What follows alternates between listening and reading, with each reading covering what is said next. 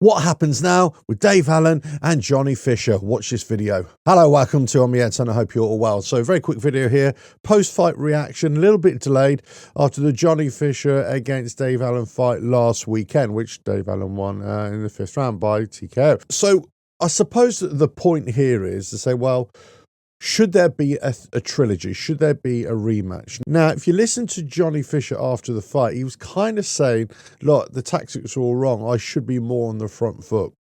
I should have been more aggressive. That's where I'm most capable. And Dave Allen saying, no, there shouldn't be a trilogy fight because he schooled him, really. Now, for my money, Dave Allen won the first fight, and he wasn't really totally prepared, but he won the first fight. It was a close fight. I mean, there's an argument for a draw, but I don't think there's an argument for a Johnny Fisher win, but certainly an argument for a Dave Allen win. I had Dave Allen winning by a round.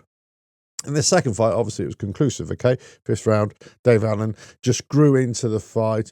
You know, as we could all see, Johnny Fisher was taking the first 4 rounds, but he was vulnerable, and just the way he was leading, measuring with his left hand, leaving himself wide open, not defending against the big overhand right from Dave Allen, and not able to really impose himself and defend himself against Dave Allen. Now, we've got to talk about levels, of course, and we know the levels where we're at. Johnny Fisher, I've always liked Johnny Fisher, and I've always been a supporter of him in terms of a prospect. But obviously, you know, there comes a point where you kind of meet your match and you kind of know where you're at. And right now, he's still a young lad, and he's still got a way to go. So for me, going back into a trilogy with Dave Allen, with the mindset of thinking, if I go on the front foot, I'm going to beat him, is completely wrong, because in the first fight you were kind of doing that anyway, and you got into a war and you barely got out of that with the decision. Many people thought he should have gone the other way, of course, but that's the point. If you go back on your front foot, your level right now is just to go back into another war and potentially just, you know, push Dave Allen all the way, especially if he's not switched on.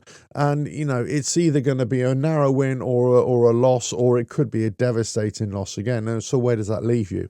The point here is really that Johnny Fisher has to go back to the drawing board. Not completely back to day one, but he has to take a step back.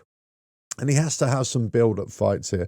Now, Dave Allen can go on, but again, don't reach too far. So, you know, matchmaking here is incredibly important.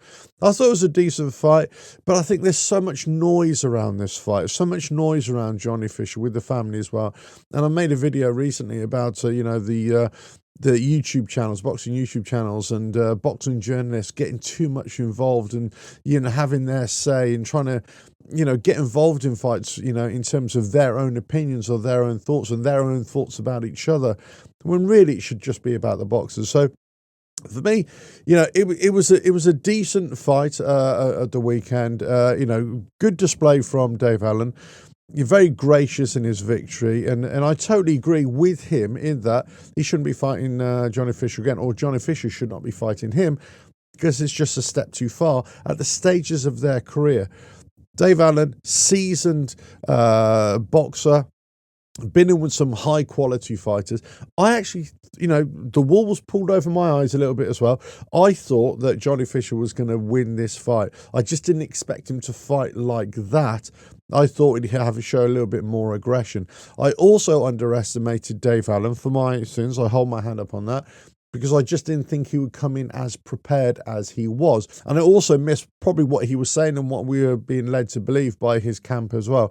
So, you know, I take that one on the chin, but I also thought that Johnny Fisher and his team were speaking remarkably well about their preparations, so I was kind of skewed that way. But listen, we saw what the outcome is, and this is the great thing about boxing. This is a great thing about any sport, really. You can have your opinions beforehand. You can make your guesstimations. You can make, you know, you think, oh, I think they'll do that, he'll do that, she'll do that. But really, nobody knows until you're in the thick of it what's going to happen. You can have your game plans, and just like Mike Tyson says, you can have, you know, or paraphrasing, you know, everybody knows what to do until you get smacked in the face. You know, everybody knows what to do in emergency until you're actually in the emergency. Let's just see what happens now. But for me, Johnny Fisher, just take a step back. Doesn't mean you retire, go away, disappear. Dave Allen can go on, but there has to be small steps here for both these fighters for me, not huge steps. And I think Dave Allen's very much aware of where his place is.